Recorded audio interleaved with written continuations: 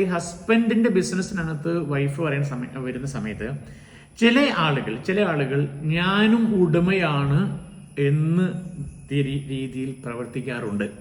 അതായത് ഒരു കൂട്ടിൽ രണ്ട്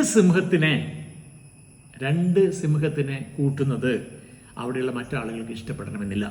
ഒരാളെ സഹിക്കാം, രണ്ടുപേരെ സഹിക്കാൻ കഴിയില്ല.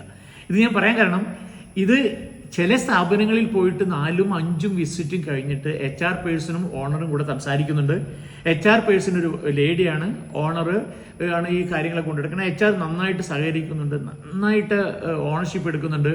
ഇതെല്ലാം കഴിഞ്ഞ് 4-5 സിറ്റിംഗ് കഴിഞ്ഞതിന് ശേഷമാണ് എനിക്ക് മനസ്സിലാകുന്നത് ഒരു ഹസ്ബൻഡ് വൈഫാണെന്ന്.